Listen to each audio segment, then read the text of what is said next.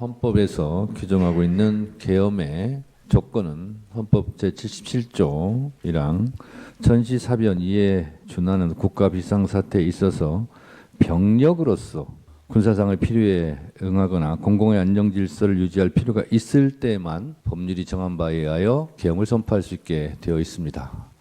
아마도 본능적으로 신원식 증인은 이러한 사항을 알고 있지 않았나, 그래서 계엄을 반대하지 않았나, 그렇게 저는 생각이 들었습니다. 피청구인은 야당에 대한 경고성 그리고 짧은 계엄을 했다고 주장을 합니다. 그런데 경고성이라면 비상계엄 선포문에 옐로우 카드가 아닌 레드 카드보다 더 심한 야당과 국회에 대한 용어는 쓰지 않지 않았을까라는 생각이 듭니다. 국회를 범죄자 집단의 소굴이라고 표현했고, 또 이게 야당을 지칭한 거라면 더 문제가 있을 텐데 국회 야당을 지칭한 걸로 보이는데요. 국민의 자유와 행복을 약탈하고 있는 폐악질을 일삼는 파렴치한 종북 반국가 세력을 일거에 척결하고자 계엄을 선포한다고 했습니다. 과연 이게 국회에 대한 경고성과 어울리는 용어일까, 이런 생각이 들었습니다. 그러면서 줄탄핵, 예산 폭거, 특검 이런 것을 예를 드는데요.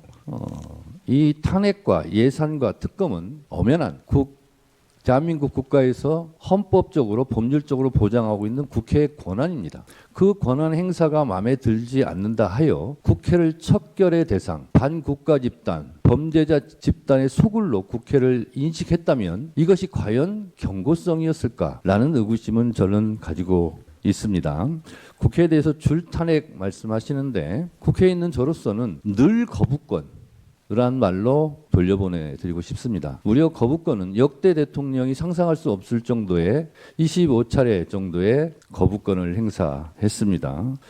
정말 경고성이었다라면 그냥 경고하면 될 것을 헌법에서 보장하고 있지 않는 엄연한 헌법 파괴 행위인 국회에 군대를 보내지 말았어야죠. 청구인은 아무 일도 일어나지 않았다라는 식으로 태연하게 말씀하시는데, 지금 신원식 안보실장 등 많은 국무위원들이 이곳 헌법재판소와 국회 증인으로 지금 소환되고 있고 수사기관의 수사를 받고 있고 내란죄로 중형을 받을 처지에 있을 뿐만 아니라, 그리고 하늘의 별이라는 군 장성들이 수십 명이 지금 수사받고 내란죄로 중형을 받을 처지에 있습니다. 이것을 대통령 단 한 사람의 지시, 명령에 의해서 수행한 사람들이, 이렇게 수많은 사람들이 고통을 받고 있는데 이런 상황에서도 아무 일도 일어나지 않았다라고 말하는 인식에 저는 동의할 수 없고, 아무 일도 일어나지 않았다라고 말하기에 앞서 아무 일도 하지 말았어야죠. 그렇다면 이런 일이 없었겠죠. 그래서 오늘 또다시 두 가지만 말씀드리자면,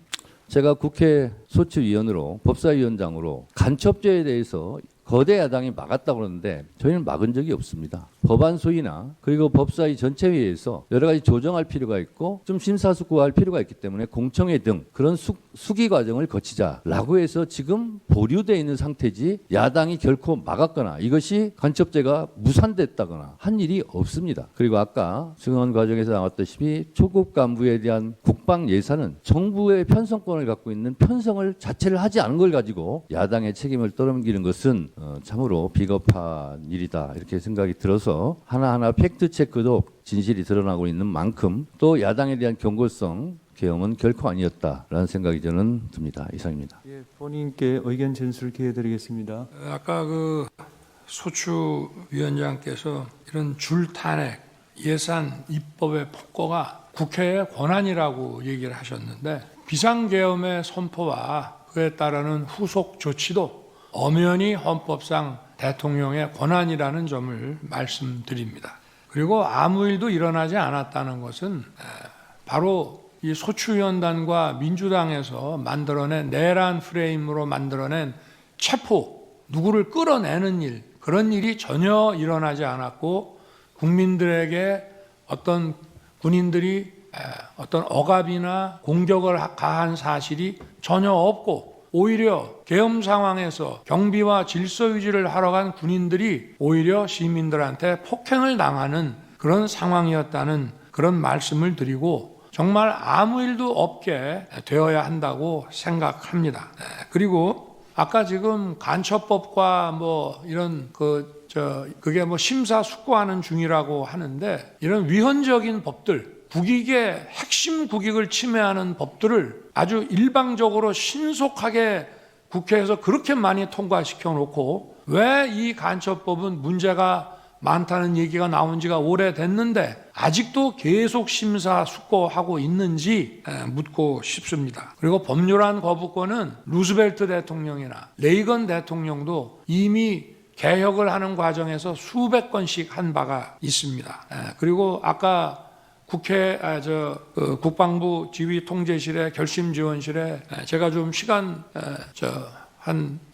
다른 사람들 보기에 조금 있었다고 하는 것은 제가 거기서 보려고 했던 거는 국회법이었고요. 근데 국방부에 국회법이 없는지 자꾸 뭘 검령집을 가지고 오는데 국회법이 없더라고요. 저는 사무실에서 나올 때는 계엄 해제 요구 결의안 통과라는 거를 명시적으로 못 봤습니다. 회의하다가 갑자기 바로 옆 건물에 지통실이 있다는 생각을 하고 거기 한번 가봐야 되겠다고 해서 거기 딱 들어가니까 통과 이게 쫙 이렇게 나오더라고요. 그래서 제가 우원식 의장과 의원들끼리 약간의 논란이 있었던 것이 생각이 나서 이거를 계엄 해제는 해야 되는데 문안을 어떻게 만들어야 되나 싶어서 국회법을 가져오라고 그랬더니 이게 제대로 못 갖고 와서 국회법을 가지고 오는데도 시간이 많이 걸렸습니다. 그래서 거기에 집중해서 읽고 있다가 이제 그 두 분이 오셔가지고 바로 제 방에 갔고 민정수석에게 이 문안 때문에 그러니까 빨리 좀 검토를 해봐라 해서 그냥 그대로 수용해서 하는 거로 저걸 했고요. 그러고 나서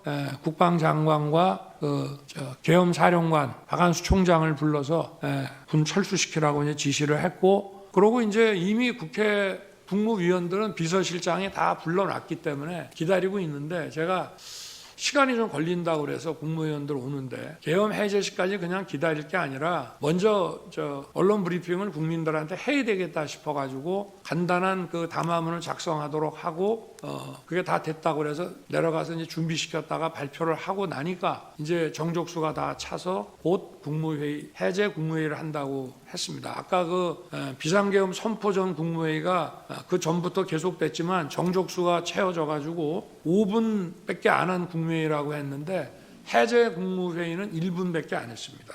아니 그리고 간첩죄 개정 문제도 개정하기로 여야가 이미 합의를 다 해놓고 그 중국인 그 문제가 생기니까 갑자기 야당에서 보류한 거를 다시 한번 말씀드리겠습니다. 네, 이상입니다.